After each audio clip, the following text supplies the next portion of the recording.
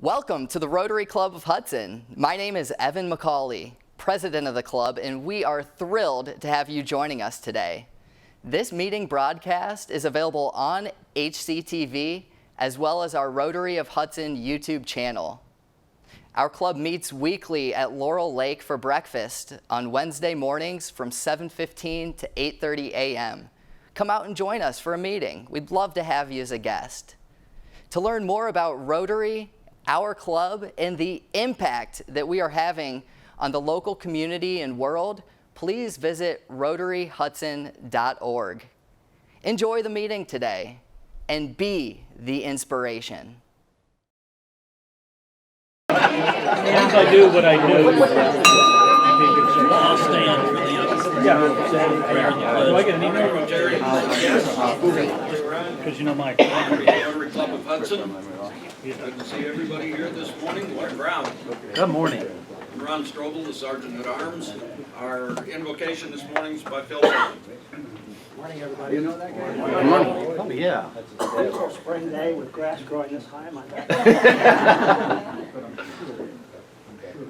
Let us pray. For the let's get my tongue straightened out. For the treasured friendship of our fellow Rotarians, we ask your blessing, Lord. For the special gift of love and caring we share, we ask your blessing, Lord. For the oneness of the four-way test we share, we ask your blessing, Lord. For those whose lives Rotarians around the world will touch today, we ask your blessing, Lord.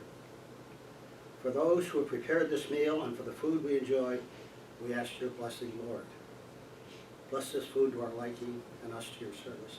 Amen. Amen. Thank you, Phil. And now please join me in the pledge and the four-way test. Pledge allegiance to the flag of the United States of America and to the republic for which it stands, one nation, under God, indivisible, with liberty and justice for all. And the four-way test of the things that we think, say, and do. First. Is it the truth? Second. Is it fair to all concerned?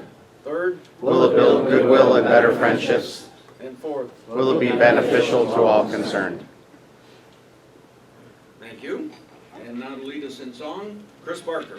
Good morning, everyone. Hi, So in honor of Memorial Day and the fact that Rotary, we're going to be in the Memorial Day Parade, and who's going to be carrying the flag this year? All right. Tom Tobin, your grand old flag. In memory of Jimmy Sutphin. Yeah. In honor of Jimmy Sutphin? Yes. That's wonderful. Okay, so today let's see. Jimmy's outfit. Oh. We don't make one my size.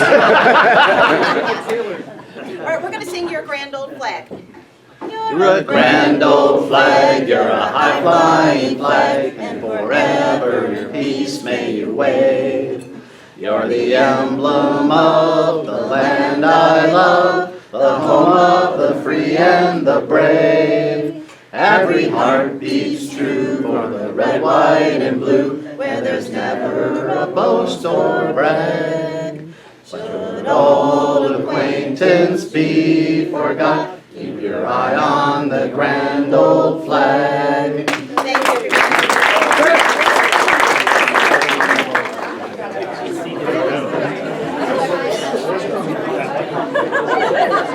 Chris, are you Yeah, we got off that. We have a playbook. There are so many wonderful guests with us here today. Other than the parents of the scholarship winners, if the other guests could just please stand up and briefly let us know, what is your name and what brought you here today. So, guests, please stand up and just give a brief introduction, please. We'd love to give you a warm Rotary welcome. Let's start on the left here with Lori. Hi, I'm Lori McLeese. Most of you know me from the Chamber or my prior position with the Hudson Community Foundation. I'm now with Make-A-Wish as a Senior Director of Major Gifts. And I'm happy to be here. Great. Thank you, Lori. Morning. Let's work our way. Oh, hi, my name is Tanya Niemer and I'm a magistrate at the Akron Municipal Court. I came here because I wanted to get to know the community a little bit more. I'm running for Judge of DeStowe Municipal Court, and I appreciate the consideration. I'd love to get to know you guys. Morning. You're up, Donna. You're done. I'm Donna Harris. I live in Hudson. I'm retired. Yay! And I have been in Rotary in Maryland and North Carolina and wanted to check out this area. Sir? Okay, my name is Edgardo Padine. I'm a clinical psychologist who's here to shrink your heads today. Speak to you about mental health. I'm the speaker. Wonderful. Hi, I'm Jerry Strauss, neighbor of Joe Avella. And friend. And friend. And Joe asked me to give the lecture, and I thought this was more in line with Dr. Padine. I'm a psychologist as well. And Dr. Padine was my boss at the VA for many, many years. So we're here to support it. Good. Thank you. Eileen Strauss, related to this guy. Friend of Joe Avella, friend of the speaker, Dr. Padine. Well, any friend of Joe Avella is a friend of ours. Absolutely. We live here in Hudson. Enjoy the Rotary Gala every year. Oh, great. Okay, well, guys, thank you so much for taking the time to give us an introduction. Thanks for joining us. And Eileen was a very nice contributor on Friday night as well. Thank you, Eileen. And thank heavens, for those of you that were there, and I went way out on a limb, John White did agree to give a second orthodontic package.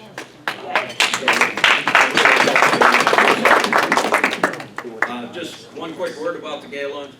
It looks like that our gross is around $72,000. Since checks still keep dropping in, we'll know better in a week or two. But right now, 72,000 gross looks good, which is our second highest ever, second only to 2 years ago. That's great. With that, Evan McCauley, our president.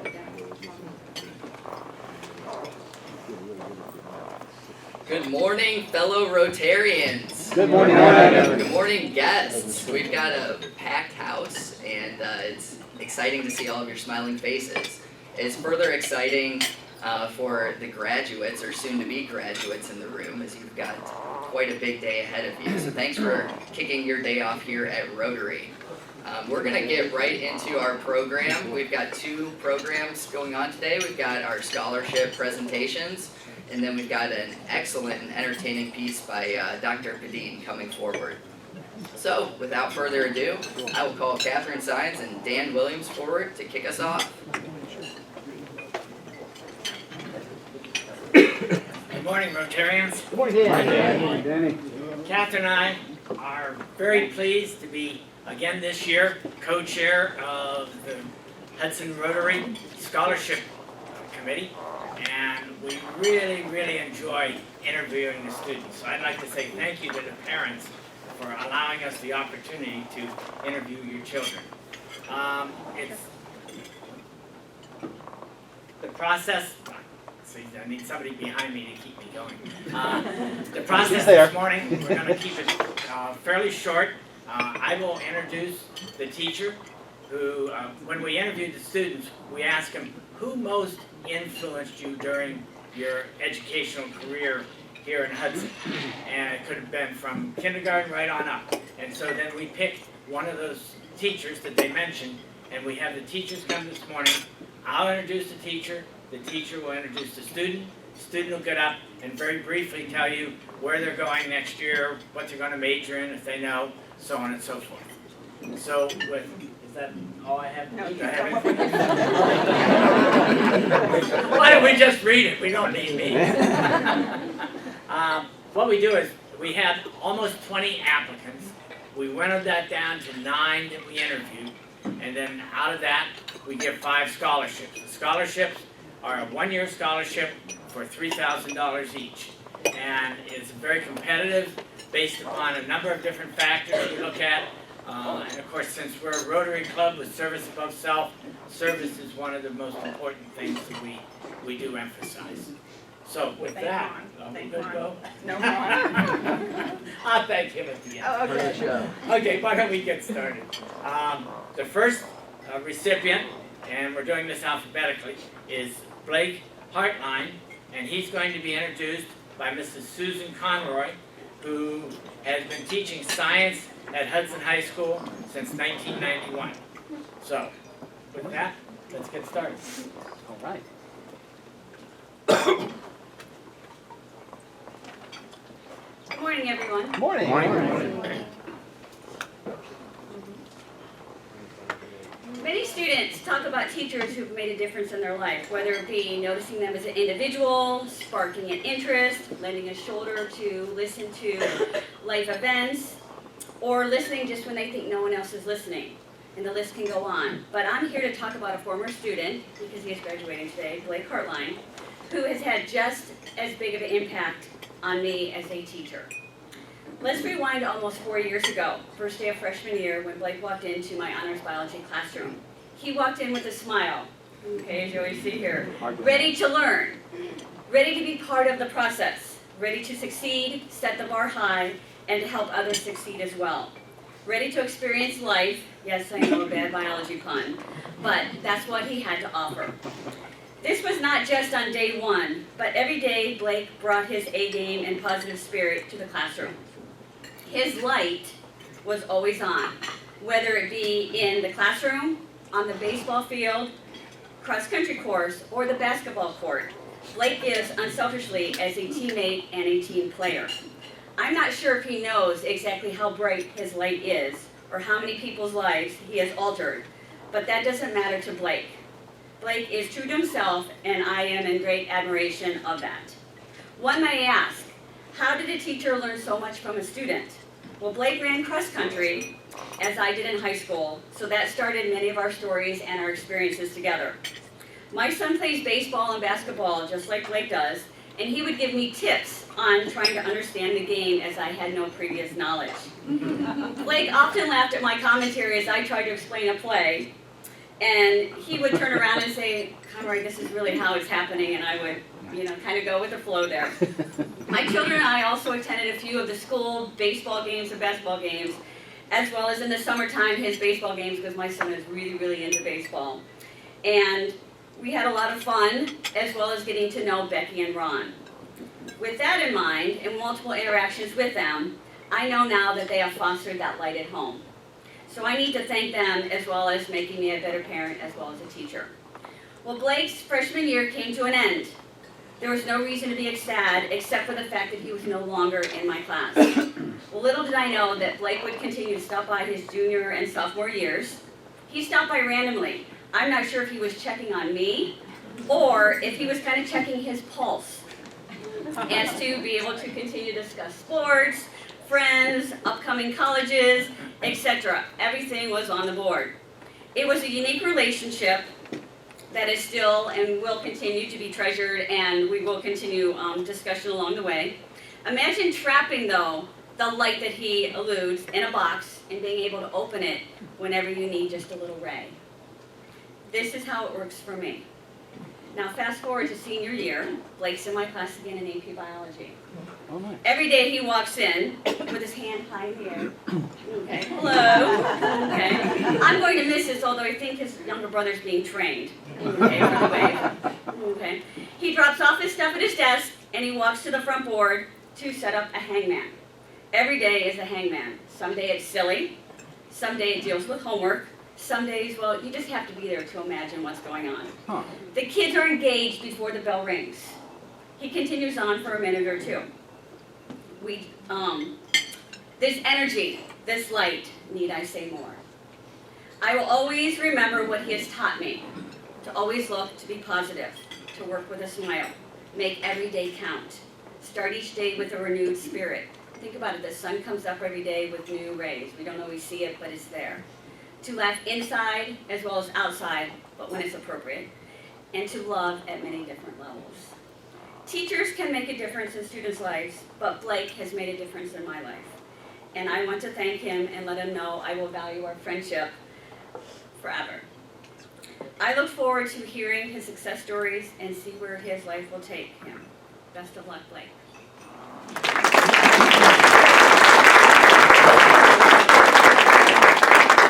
Thank you. So hi, I'm Blake Hartline. I will be attending The Ohio State University next year and majoring in biochemistry on a pre-med track. Wonderful.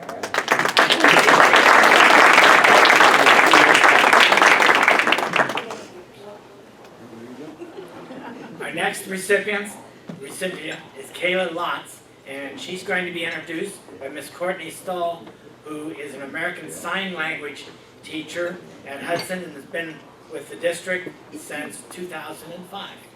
Ms. Stahl?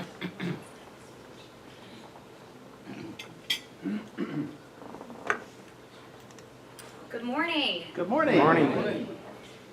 I feel like I should sign because I was her teacher for 4 years in sign, and there were so many days where there was no communication. But since you're hearing, I'll spare you guys the sign language details and just go ahead and speak. It's hard for me not to cry when I think of Kayla. She's truly one of a kind. I've been teaching for about 20 years, and I look at Kayla and I know I will never have another Kayla. She is a magnet to marginalized people. She chose a language which is marginalized people.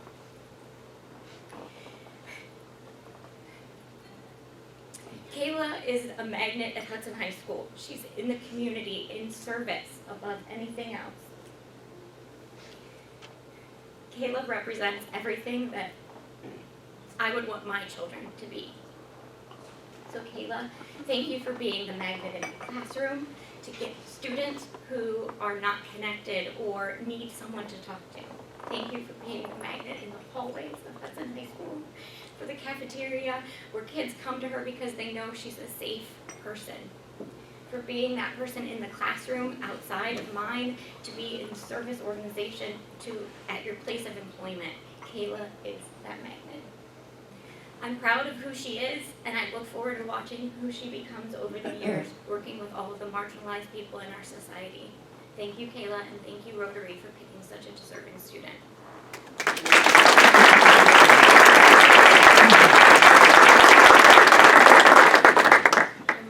Morning. Morning. First of all, thank you so much for selecting me as one of your recipients. I feel so honored that I've had the privilege to come to multiple Rotary meetings, and also that you are allowing me to continue my service of myself. I plan to attend The Ohio State University and study English education, but I also want to do special education, so I just need to figure out what my major will look like. But again, thank you so much for allowing me to continue my career and helping others.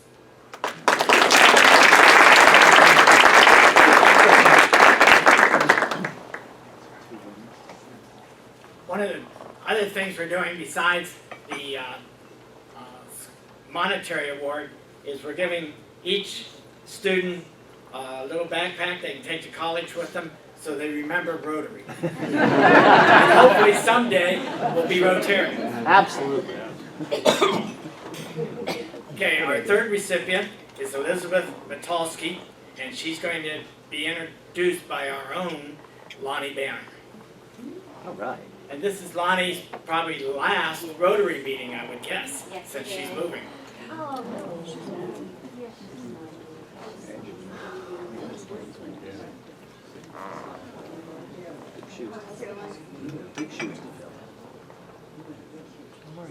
Hi everybody, good morning. Good morning. I just want to let you know that Elizabeth and I pre-planned our outfits today.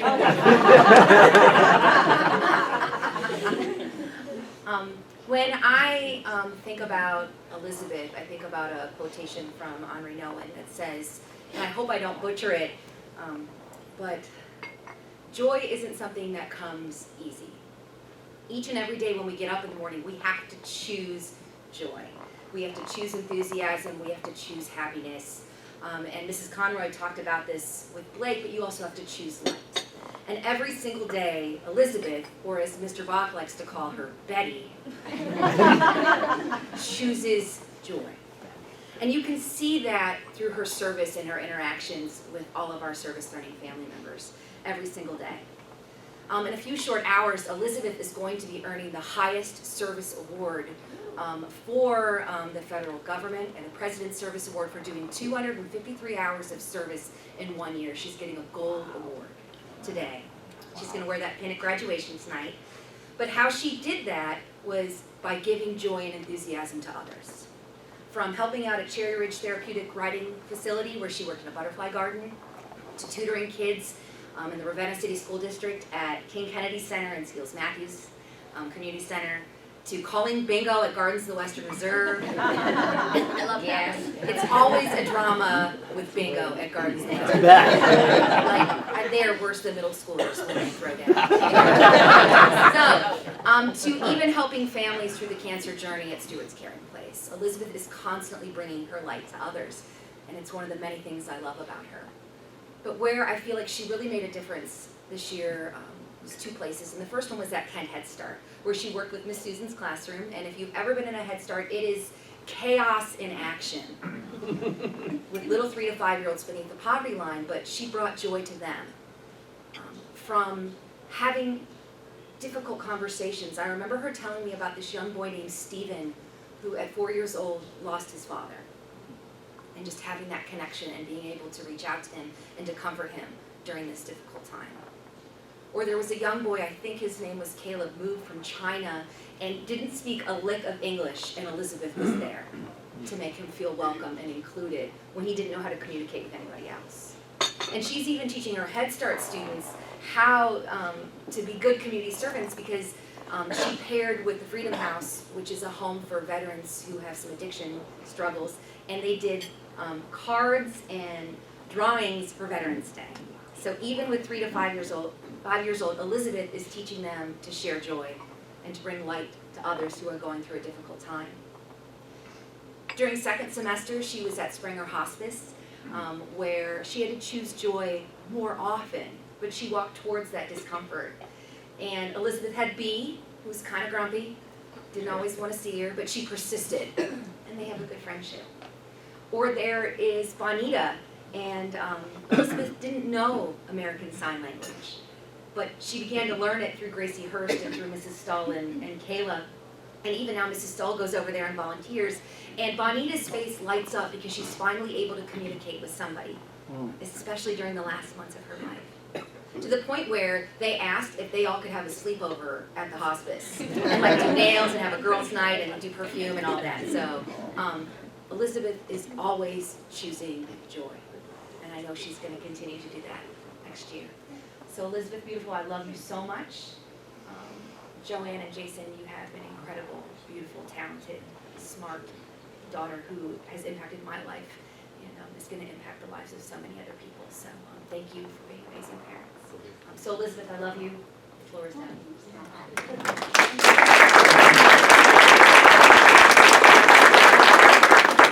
Good morning. Good morning. I'm Elizabeth. I was here last week, so you probably already heard what I have to say. Sorry. Remind us. So I'm attending Ohio University. I'm planning to major in early childhood education because of Head Start. That really impacted my decision a lot. But I'm also planning to minor in Spanish and hopefully go somewhere with that. And possibly, my dream is to teach overseas, like English, hopefully in Spain, and then come back and teach here. But yes, thank you so much for selecting me. I want to thank everyone at Catherine. Thank you for interviewing me. And thank you for interviewing me as well.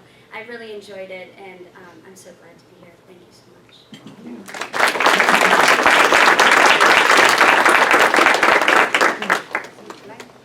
She did mention that part of our interview committee is Ron Strobel, Catherine, and myself. So we'd like to thank Ron for his participation. Next student is Audrey Seuss, and she's going to be introduced by Mrs. Sandra Percasio, pretty close, who has been an intervention specialist for the hearing impaired and been in the Hudson system for the last 22 years.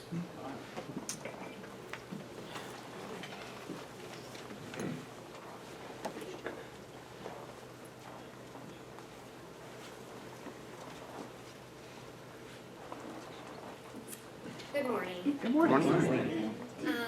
In Hudson 22 years, but I've also worked another 20 years. And I've always been so fortunate to be within the community of working with students with hearing loss. And at one time I was an interpreter. I don't know where Courtney is right now. So yes, I do, I'm very familiar with sign language. I'm extremely proud to introduce Audrey today. Audrey will be attending The Ohio State University, where she plans to pursue degrees in psychology and special education. Audrey possesses distinct qualities that make her career choices a good fit for her. She's extremely kind and compassionate young woman with deep empathy towards others. She has a strong work ethic, striving to meet the goals she has set for herself.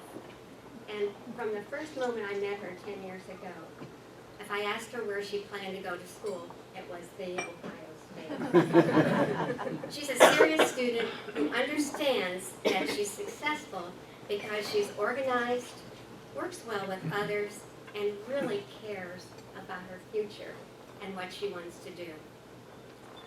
Audrey has become a strong and knowledgeable self-advocate.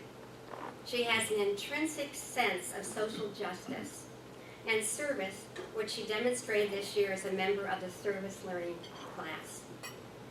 During her 4 years at Hudson High School, Audrey challenged herself by taking honors and AP classes. Audrey also is very adept at balancing her academics with extracurricular activities, which included competitive dancing, competitive cheerleading, plus being a 4-year member of the cheerleading team at the high school. This year, she was a team captain for the fall cheerleaders.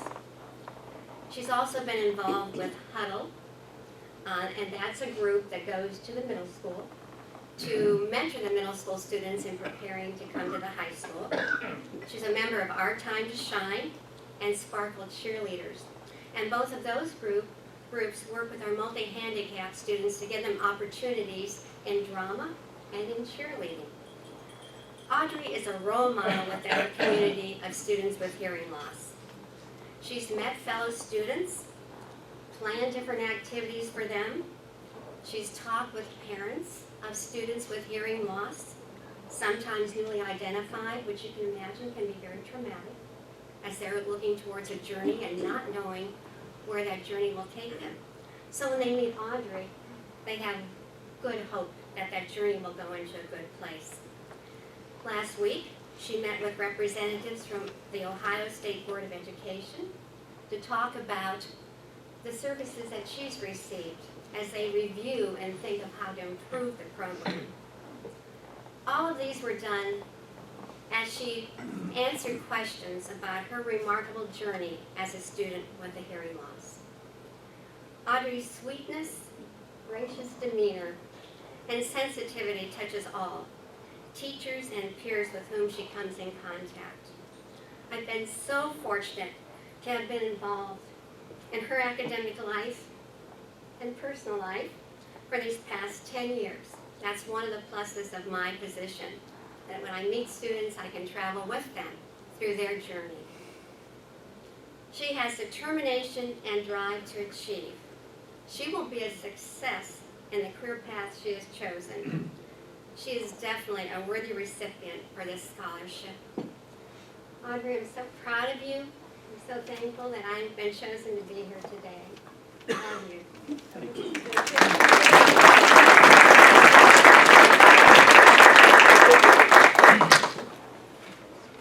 Hi guys, good morning. Good morning. As Mrs. Prakash said, my name is Audrey, and in my future I plan to attend the Ohio State University and major in psychology and special education. I plan to be a psychologist for kids in possibly low-income school districts who can't afford therapy, and just be there for them in my future. And I want to thank Lon, Dan, and Catherine for allowing me this opportunity to be a recipient for this scholarship. I'm so thankful for all three of you. And Rotary, your philosophy service of the self is amazing, and the fact that there's an organization like this in Hudson is truly amazing, and nationwide as well. So thank you so much. I'm very grateful.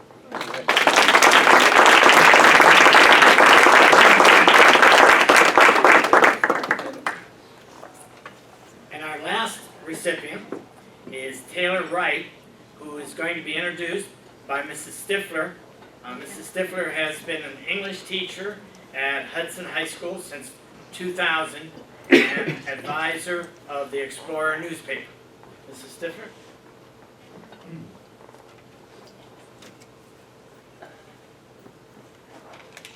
Good morning, everyone. Good morning. So a couple minutes ago, Taylor leaned over and looked at me and mouthed the words, "I'm always last." And I just had the thought that, you know what, I'm actually excited that we're last today because I'm looking at all 5 of you scholarship recipients. And I have to say, I had all 5 of you in class, 9th grade year. And I am so proud. Rotarians, you did an amazing job of making these selections because these are the movers and the shakers of our next generation. I am so excited for them and to hear their stories. So, yes, you can applaud them. I'm pleased to introduce Taylor this morning. So, you are the author of your own life story. Thus reads a quotation painted on the wall in room C207 at Hudson High School. Taylor Wright sat next to that quotation in my Honors English 9 class throughout her freshman year. And while that inspirational saying might have had a little bit of an impact on her, this young lady was already writing her own life story from a very early age. Now, funny side note. Taylor often would come into my Honors English 9 class and she would say, "I don't really like the book that we're reading right now." She's not a huge fan of reading books for school. And that's not a diss. Just don't tell her mom, who happens to be an English teacher at a school in Minnesota. However, she is a voracious reader of books of her own choosing. And she mentioned to me that one of her favorite books is Charles Dickens' A Tale of Two Cities. And if you've ever read that book or picked up that book and flipped through a few pages, for some of you it was probably the worst of times. So it's a book that's a little bit of a struggle, but she actually picked it up in 7th grade and read that book on her own. And she's also said that even though she had to read it for Honors English 10, it was required reading, she still loved it. And she's read it a million times since then. So she can often be found reading the latest fiction title and curls up with a book on her own. Working with children is another aspect that has shaped Taylor's life story. She told me that she's always loved children, and this year she is also part of the service learning class, and she was very grateful to have been placed at 2 different sites. Each semester she was able to work with young children. Her site supervisors, even though I'm not affiliated with service learning, I did a little bit of inquiry, and her site supervisors have said that she's a great communicator with the young children, and that she's also very helpful. And I saw that in my own classroom 4 years ago. Taylor was always there to lend a hand. She's kind. She's a very strong speaker. And all of these things, I'm sure, have carried over to the point where she is now as a senior. She worked at Barber Elementary and also at Head Start, and that was the Streetsboro Head Start, where she was able to work with the kids. And Taylor expressed to me that she really, truly enjoyed working with the children there. And I honestly believe she must have found joy, and she's sending out this ripple effect to these kids, because according to Lonnie Banner, service learning teacher, Taylor did log the highest number of service hours out of all of her peers this year, and that total is 651 service hours.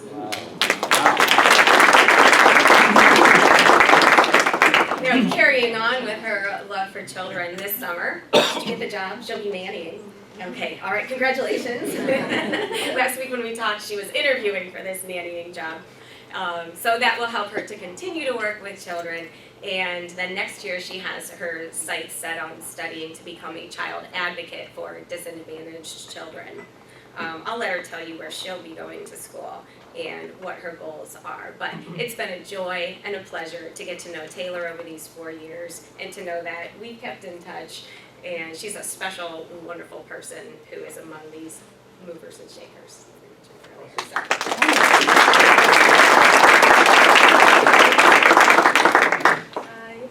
I just want to thank all of you so much. I mean, this is not just financially monumental, but it's also such an honor.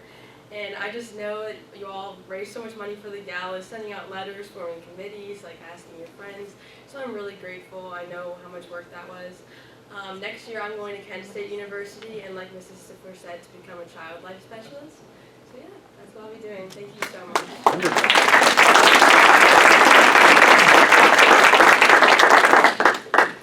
Taylor, don't feel bad. With the last name of Williams, I'm always last. Well, one other piece of housekeeping. After the program, would the 5 recipients come up front? We'd like to get a picture of you that we can put in the hub.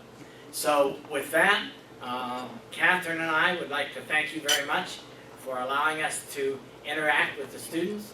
Thank you parents for being here. And most of all, thank you students. Have a great graduation tonight. Thank you.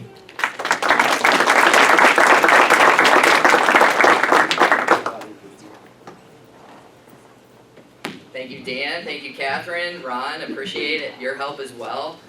Congratulations, students.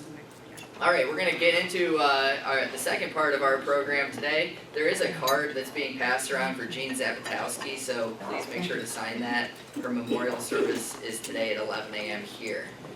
So, George Snyder is going to come forward and introduce Dr. Padine.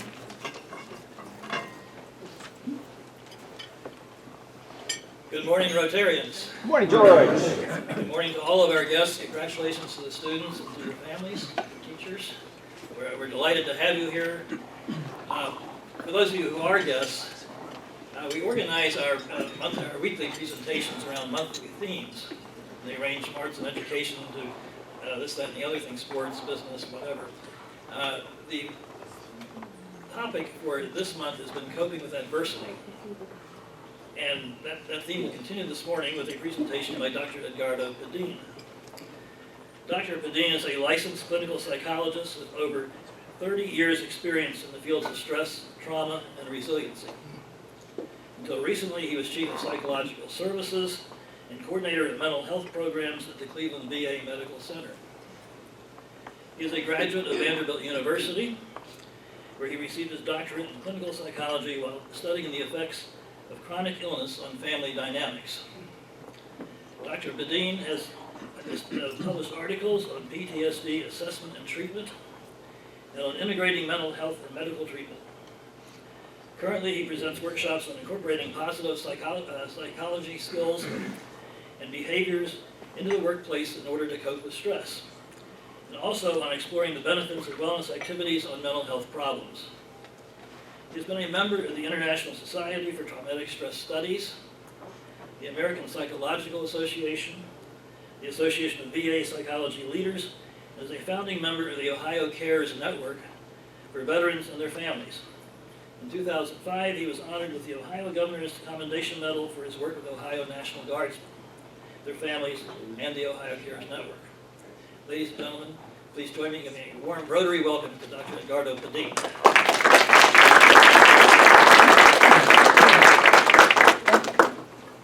Good morning. Good morning. Good morning. So I hope to get through most of my lecture today.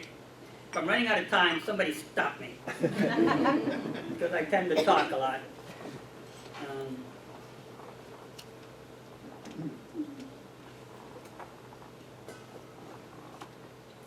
Before I start, though, I'm going to start at the end. So in my job these days, I'm retired from the VA after 30 plus years of working with veterans who have post-traumatic stress. You're going to give me a microphone. This is recorded. Oh, I'm sorry. Okay. Should I just stand by the... Either one. You can move. Because I'm pretty loud, so... You may need to turn that microphone off at the bottom. Thank you. It's being recorded for television.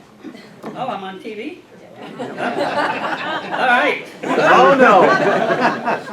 And I didn't even comb my hair this morning. You look beautiful. So I'm semi-retired, and you can tell I'm semi-retired because I have my semi-retired shoes on, which I kind of walk around with all the time. My wife hates them, and that's probably why I wear them too.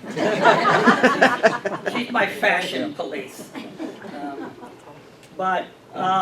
So these days I do work with organizations, nonprofits and for-profit organizations, on health and wellness of their employees and of the organization. And in doing this, one of the things that I talk to them about is the mental health resilience wheel. These are the factors that help people maintain good mental health and resilience from stress. And as you will see here, one of the main factors down here is social connections, a very important factor. And I'm glad to say that the Rotary represents one of those organizations that really is important in a community just for this very important factor of social connections. I also want to say before I start my lecture, and I don't know how far along I'll get with my lecture, but this seems more important. I'm very proud of the Rotary for these scholarships that you are giving to students. But I want to say that just as important as the students are the teachers who help these students, make connections with these students, and help them along in their career. I'm Puerto Rican. As a really young boy, 7 years old, I came to New York City, deep in Harlem, where I lived for about 8 years. I came and I had no idea of how to speak English, completely lost. And I remember going into second grade, not knowing how to speak English, and the second grade teacher at that time brought us all in, all the students, put us in the back of the class, and tapped each one of us on the head because they used to use 18-inch rulers back then. Tapped us on the head and told us to go sit down in a particular row and in a particular seat. And I didn't know what she was talking about because I didn't understand her. And so she tapped me on the head, told me where to go. I didn't move. She tapped me a little bit harder. I didn't move. She whacked me on the shoulder. I still remember this. And then I heard a student next to me say, "He doesn't understand English." And I could see the change. To this day, I still remember seeing the change in her face, the feeling of guilt and remorse of what she was doing. And this teacher made it her mission in second grade to make sure that by the time I got out of second grade, I knew English. She's the only teacher that I remember, whose name I remember, and today, even 60 years later, I still avow her as being the one who brought me to a PhD in clinical psychology today. That's the importance of teachers. That's the importance of Thank you, teachers, for all you do. All right, with that little emotional thing, I'll get back to my lecture. We're going to talk today about mental health across the lifespan. Lifespan development psychology is a branch of psychology that looks at how people transform across the lifespan, across different age groups and time periods or phases of their life, and what that means to their mental health. Transformations in human behavior, the formation and progression of identity. What that means is, how do we find out who we are, how we are, and how we are in relating to other people. And let me just say to begin with, there is no identity without other people. You don't know who you are except as feedback from other human beings, all right? Development of mental health and mental health pathology, which is very important. And this begins very early, coincidentally, just at birth. It has been shown that mental health and good mental health progression begins at birth, and the bonding between mother and child, and not just mother and child, but parents and child, which includes fathers and grandfathers and grandmothers and the people around you. I come from a very big family in Puerto Rico. I had 14 aunts and uncles, and you can imagine how many cousins I have. Our identity in my family is the family identity. It's the Padin identity. And this was nurtured very early on in our birth. Change across a broad range of related phases. So language acquisition and mental development. The most important part, and this is not often told to us, but we should remember that the most important part of us becoming human and who we are is language acquisition. And so the acquisition of language, the ability to talk with each other, to connect, to give each other feedback, is probably the most important thing that we have as human beings, because it constitutes both our memory of the past. We don't remember things without language. We think we do, we have images in our head, but it's all related to language. And it also constitutes how we look into the future, how we imagine the future. We don't imagine the future very much except through language. And so language acquisition becomes a very important aspect of our lives. However that language is done, which includes sign language, coincidentally. Mind-body integration, this is something we haven't given much thought to, and we work on it really hard in our work in Mustard Seed Consultants and helping people, because we tend to separate our physical health from our mental health. This is a huge mistake. This is problematic because they are intertwined, they are integrated, and one affects the other. It's a reciprocal relationship, which I'll talk to you a little bit as we move on. Intellectual development and social engagement, of course, which includes emotional development. There are 4 major lifespan tasks and phases that we all go through, that we need to go through in order to become whole and healthy human beings. The psychological, which is the development of self-awareness. Who am I? How am I going to live in this world? What does it mean to me? Autonomy, learning to become an independent person with their own thoughts, their own values, with their own idea of what the world means and what their life means. And accountability, being accountable for your actions and your behaviors. Moving out of the toddler phase, if you will, where you do not account for anything that you do. By the time you grow up, if you have not become accountable for your behavior, you're going to have a large problem in being able to deal with your world. Very important. The functional tasks in the phases, stress mastery, how to master stress. One of the things I want to tell you is stress is good. All right? It helps move us. It helps motivate us. It helps us be creative. We just have to learn how to manage it and how to deal with it. So don't be put off by stress. Stress is a good thing. All you students, you're going to college, you're going to come up with a lot of stress. It's a good thing, okay? Please don't put it off until the night before. Okay, so stress mastery, self-nurture, how to nurture yourself. Very important to learn how to nurture. People who do not learn how to nurture themselves end up with mental health problems because they seek other means of nurturing themselves. People who cannot nurture themselves may become substance abusers. They may be unable to deal with the stress of work, and so they can't stay with work. They may be unable to deal with the stress of marriage, and marriage is stressful. I think you all know that, those of you who are married. I found that to be the case. Sometimes good stress, sometimes not so good stress, but it is stressful. So you're going to meet up with stress. Each phase of your life, everywhere you go, is going to be a stressful event because change of any kind is always stressful to us.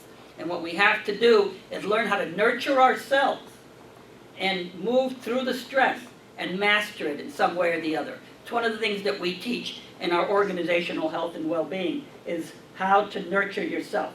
Discipline, resilience, centeredness, your center of values, your center of being is very important. Knowing who you are, how you live, and what your values are gives you the capacity to have something called courage. It also gives you the capacity to be vulnerable with other people. Being vulnerable with other people forms the connections in your life that you need in order to move forward and to become a wise and open human being, which is very important. Cultural. Everyone in any culture needs a connection to that culture and to that community. And these cultural connections, if you do not find a way to connect to a culture and to your community, you become alienated. And again, it is very deleterious. I'm used to that too. That's part of our culture these days, right? It's okay. It becomes very deleterious to your mental health. So this task of connecting to your culture and to your community, and this group is one of the ways that we do that, right? We connect to our culture, to our community, to our social group, and it helps us in our mental health. So let's talk about, we're going to skip this one. We're going to go to the major phases in lifespan development. Here's the 6 major phases in lifespan development. Ages 0 through 4, I know you guys probably can't see very well over there, sorry. Infancy and babyhood period of brain development. Ages 4 through 12, early childhood, formative period. Ages 13 through 23, adolescence and identity formation. I'm going to spend a little bit more time on this than the others. Why? Because this is the most crucial period in our development, ages 13 through 23. It is the period at the highest risk for mental health problems. It is the period of identity, and it is the period where we form our future. So believe it or not, high school students, this is the period where you are forming or have formed your future. You're moving on from here, and it gets less riskier as you move on. You've been through the riskiest period already. Ages 24 to 39, early adulthood phase, when a person gets married, creates a family, and selects an occupation. Ages 40 to 60, middle adulthood, where people fully realize their intellectual and moral powers.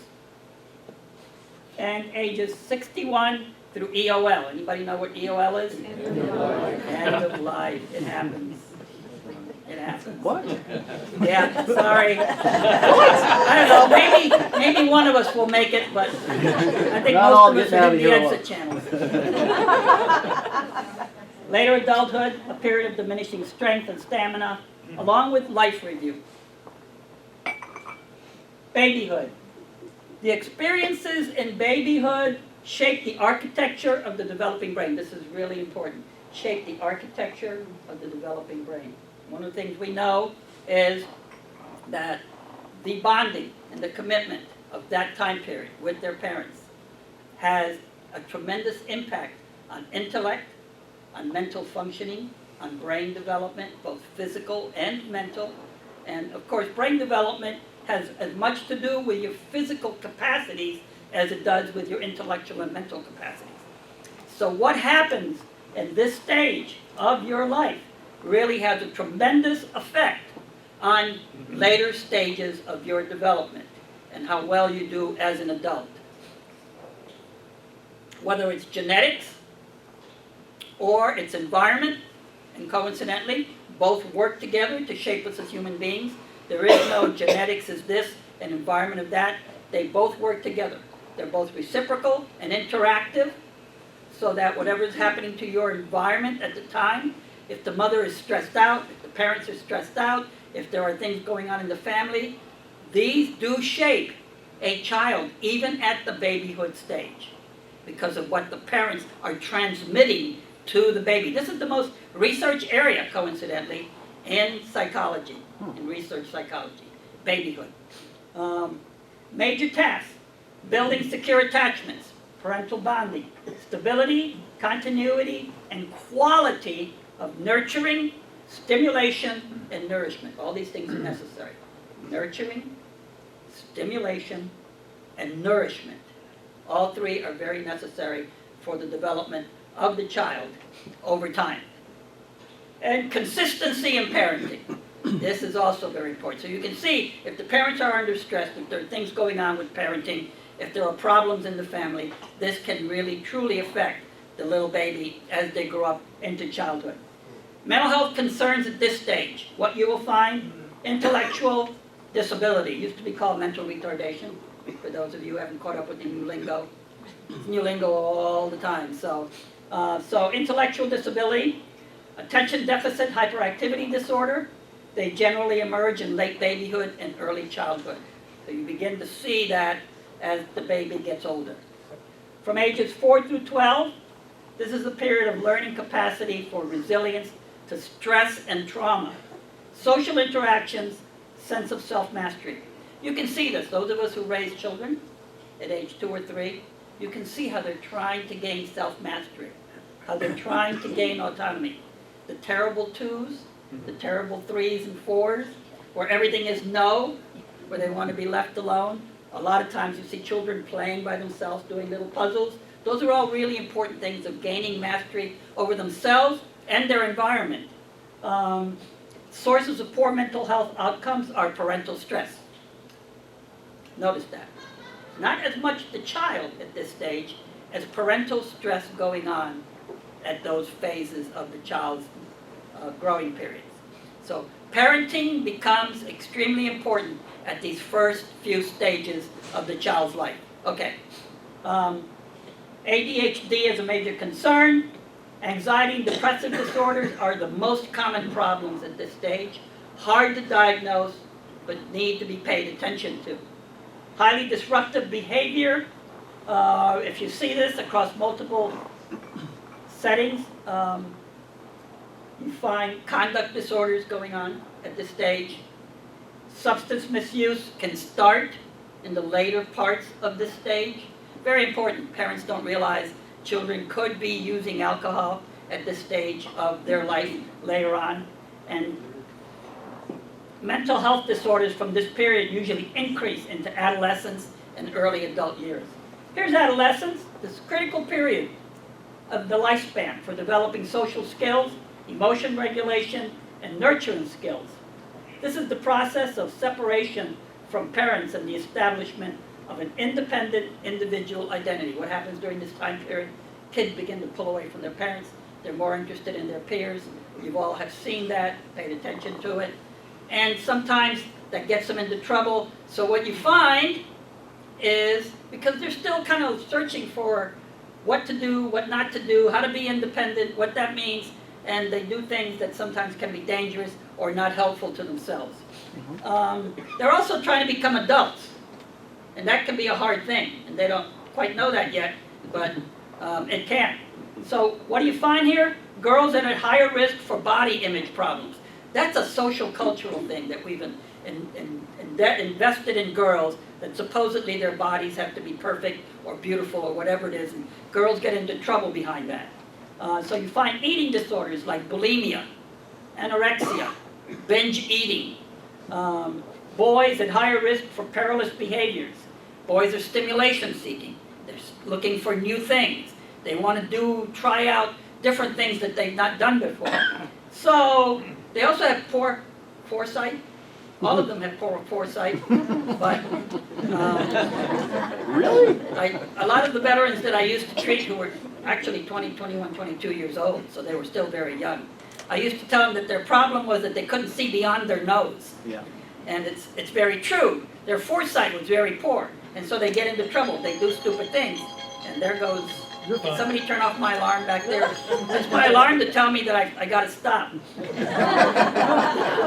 stop. Although I got somebody in the back telling me I got to stop here pretty soon too. Okay, low frustration tolerance, a really big problem with young people at that stage, and behavioral acting out. So, you know, girls act out by talking, boys act out by behavior. And so you kind of have to watch out for the behavior of boys because they tend to get into more trouble. Although with the advent of Facebook and all of these social engagement things, girls get into trouble too with what they say. Early middle adulthood phase when social identity, values, and future aspirations begin to take shape and influence stable behaviors. The most important mental health problems at this stage are traumatic events that occur to people. This is the biggest mental health risk for people at these stages. These events are most strongly associated with the onset of mental health problems, and usually these problems are anxiety or depression. So you find among the older adults in the ages of 25 on through 60 even, a lot of depression, a lot of anxiety. Unfortunately, a lot of times we use drugs, pills, substances, whatever it may be, to overcome that depression and that anxiety, and we end up with substance abuse problems. So I'm gonna oops, I can stop here. This is my last one. Late adulthood, 60 plus. A lot of us are probably facing the fact that many of our parents are diminishing in their ability to do things. This is a difficult period, both for the elderly and for those who are taking care of them. These phases of decreasing physical health and mental stamina. It's a time period when individuals engage in life review. I know I'm facing a decrease in physical health and mental stamina. I can't golf more than 9 holes anymore. That's it, I'm done. Terrible, isn't it? So the prevalence of new mental health disorders, however, is really low among this group. And mostly it's depression. I will say this though, the highest rate of male suicides in the United States is among white males in their mid to later 60s. We have an increasing suicide rate in the United States, and most importantly, we have an increasing rate of suicide among young people in the United States, as I said, that age 13 through 24, and we have a high rate of suicide among military veterans. That's because of the stressful encounters that they have, the traumatic encounters. And it's also because of what teenagers go through in their lives, that they sometimes feel lost. But we still have the highest rate of suicide among people in their 60s, white males in particular. So suicide is a risk. Prevalence of mental health problems varies depending on living arrangements. And this is the last thing I want to say, is that the best possible thing that we can do to maintain our mental health and stability in our older age is to be part of a group like this, is to be involved, is to be engaged, and to help them be engaged. Because we have found out that for mental health purposes, for intellectual purposes, for physical health purposes, the best thing that the elderly can do is be engaged in their community. All right? Please keep that in mind. And with that, I'm going to go through all this other stuff that you don't really need to know. And I want you to remember this wheel, okay? The things that we need as human beings in order to function and be resilient to the stressors in our lives. Mind-body awareness, physical health. I can't tell you how much I stress physical health. Walk, eat right, exercise. If RBG can do it, we can do it, right? Personal development, learn something. Keep learning throughout your whole life. Never stop learning. Social connections, spirituality, faith, value sharing, and finally your environment and the surroundings around you. And with that, I'll stop. Thank you very much. Thank you, Doctor.